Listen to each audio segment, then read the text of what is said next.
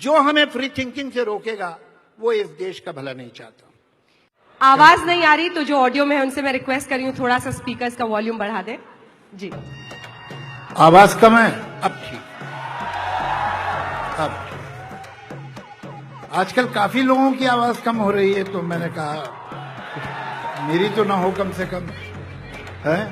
राष्ट्रवाद पर इस देश में अब बॉलीवुड से लेकर मीडिया से लेकर आम व्यक्ति से लेकर चाय की दुकान तक लोग बट गए। सोच, शब्द, सब।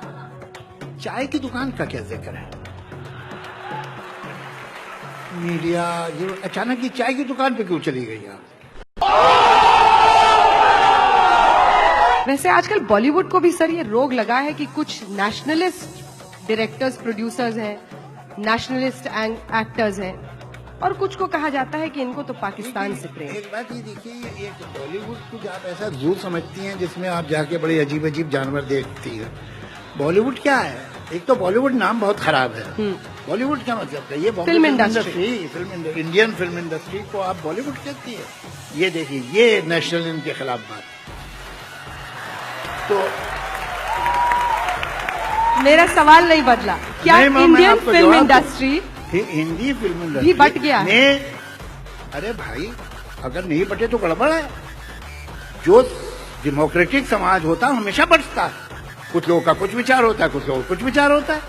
आप क्या चाहती है? सब एक तरह सोचें? तो फिर ये मुल्क आपके लिए सही नहीं है। मैं आप सऊदी अरेबिया जाइए।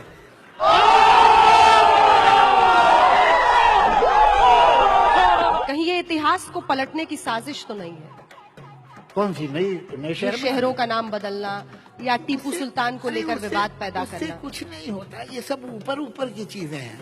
ये सब आती हैं, जरा एक आपको भी टीआरपी वगैरह मिल जाती है, आपका भी काम बन जाता है। तो अगर आपने इतना उसके ऊपर टेबल नहीं बजाई होती, कितने प्रोग्राम किए थे आपने इस पे?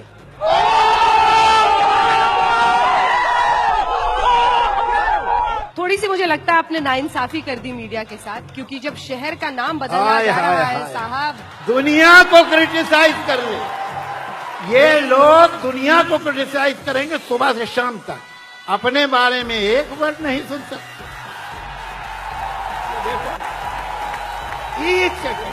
जीरो टॉलरेंस होती है इन लोगों में क्रिटिसिज्म।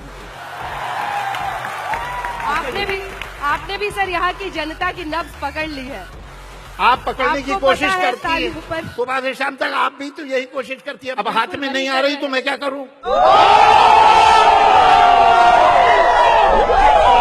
एक छोटी सी हिमाकत कर लूं? तो अभी तक क्या कर रही थी आप?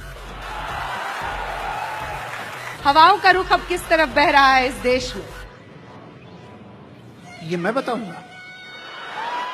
हम तो समझते थे, आप लोग बताते हैं।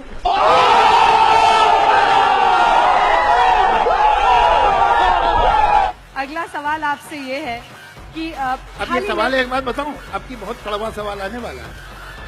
हाँ, ये इसलिए कि मैंने रॉन्ग साइड रब कर दिया थोड़ा सा। नहीं, बिल्कुल नहीं। बिल्कुल नहीं। टीपू सुल्तान पे पूछ लीजिए ना, अच्छा रहेगा।